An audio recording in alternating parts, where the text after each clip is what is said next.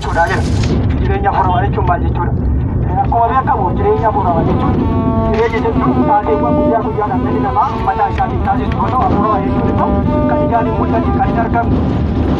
Fura jechuun kan hin argamne, kan arguu dandeenye jechuudha.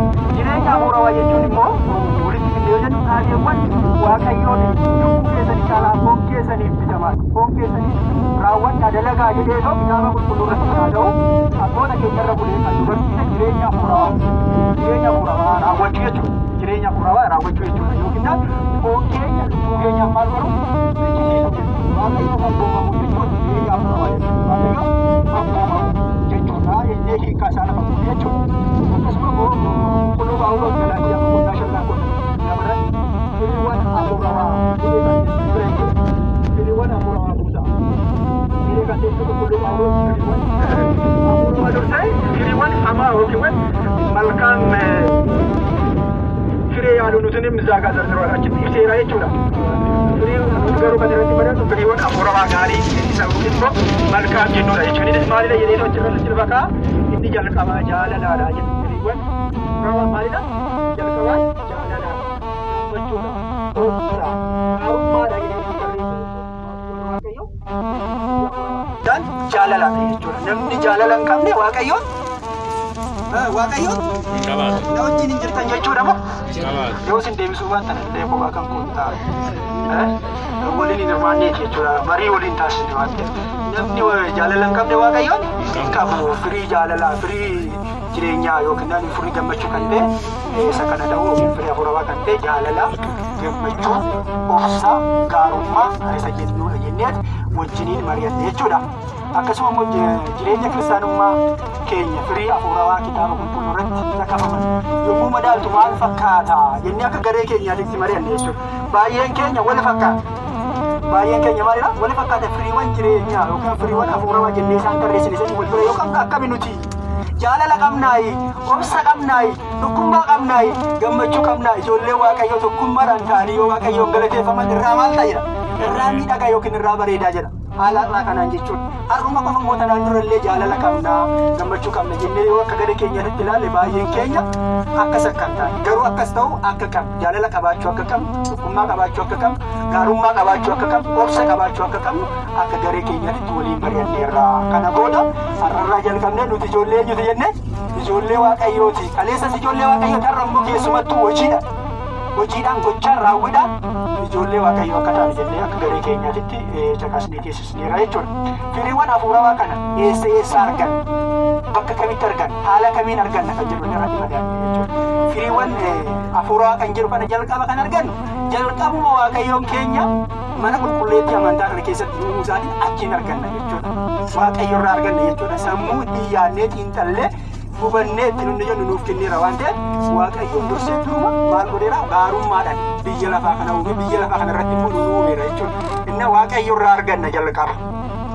Firii furamaa gaarii kana eenyu irraa arganna? Waaqayyo irraa arganna jechuudha. Sammuu nuuf kenneera jechuudha. Kan ittiin xiinxallee hubachuu dandeenya. Itti aansinee isa arganna mana amantaa Waaqayyo nuuf kenne jechuudha. Namni gara mana amantaa deemu firii furamaa argata jechuudha. Har'a osoo gara mana amantaa kan hin dhufne nuti firii kana argannu jechuudha. Gara mana amantaa deemuu akka qabu. Kitaabolee qulqulluu irraa arganna jennee dabalatamu. Kitaabolee qulqulluu akkuma jaandarabaan Itoophiyaa kan taane kitaaba qulqulluu odoo dubbisaa jirutti dhufe jedha miti seenicha keessatti durattis kaasaa turre jechuudha. Faaruu irratti illee duratti faarfachaa turre jechuudha. Abboota keenya irraa arganna jechuudha. Deebii Waaqayyoon illee ergamaa isaa ergee fi deebii isaa laate kitaaba inni kun dubbisaa ture irratti jechuudha. Karaa mana amantaa deemuudhaan kitaaba irraa akkasuma immoo imaalota hafuuraa taasisuudhaan kitaabolee qulqulluu dubbisuudhaan arganna firii hafuurawaa kan jedhu kana irratti caqasoota tokko illee kan nuu taa'ee jira. Akkuma Galaatiyaa boqonnaa 5 lakkoofsa 9 irratti, Efesoon irratti illee akkasuma Ibroota irratti illee deema abboota keessan gaafadhaa jechuudha. Deemaati maal godha? Abboota keessan gaafadhaa. Waa'ee maali? Waa'ee firii hafuurawaa. Waa'ee firii hafuurawaa gaafadhaa jechuudha. Abboonni keenya fi beektonni ijoolleen daakuu kan caalaa ibsuu dandeessa waa'ee kanaan jirtu akka garee keenyatti garuu isaan kanneen baranneerraa yookiin waliin mari'anneerra jedhu. Lammaffaa beekumsa hafuurawaa. Beekumsi jireenya hafuurawaa ta'u maalirraa argattu jedhu. Maalirraa argattu kan jiruuf immoo amma kitaabolee qulqulluu jennee akkuma gara gubbaatti sagantii sunniidhaan kitaaba hafuuraas ta'ee kitaabolee biroo dubbistanii beektu kan jedhu sitti deebisuun barbaade jechuudha. Akka garee keenyatti eeyyanii harki caalaan keenya ni dubbisnaadha. Garuu isa dubbisnu saniin jiraannaa kan jedhu irratti illee sirriitti mari'anneerra jechuudha. Baay'een keenya kitaabolee hafuurawaas haa ta'u kitaabolee biroo hin dubbisneerra. Keessattuu kitaabolee obboleessi keenya Daakon Nahimaan barreessaa ture baay'een isaanii akka dubbisaa turan waa'ee amantaa afaan keenyaan qubeedhaan irratti hubachuu akka hin dandeenyee fi kana boodallee sirriitti akka dubbisuu dandeenyu waliin mari'annee jirra jechuudha. Aadaa dubbisuu qabdu baay'een keenya achumatti galiin hin qabnu fayyadamee jirra. Hin qabnu isaas gidiraa adda addaa irraa kan ka'e keessattuu waa'ee namoota amantaa fi hojiin addunyaa kanaa walitti jalaa makeetu jira jechuudha. Akka Waaqayyoon yoo amantaa keenya kana sagalee tokko yookiin afaan tokko qofaa yoo hordofne malee afaan kaan yeroo Waaqayyo sagalee Waaqayyo dhageenyee fi faarfanne galateeffanne akka waan duubutitti yookiin akka waan hammeenyaatti namoonni lakkaa'aa turan jechuudha. Faayidaa dhuunfate jechuudha. Yeroo kanarra dhaabbatee waldaan qulqullootamu namoonni sababa afaaniitiin sababa adda addaatiin mana amantaatirraa yeroo buqqa'ee dheechee badu nuti immoo dheechuu hin qabnu. Dhaloonni kun qubee kanaan barachuu qaba. Dhaloonni kun afaan danda'u Waaqayyoo isaan galateeffachuu qaba. Akkuma qulqulluun sagaleen Waaqayyoo afaan dandeenyeen akka barsiisuu dandeenyu akkuma nuuf kaa'e jechuudha.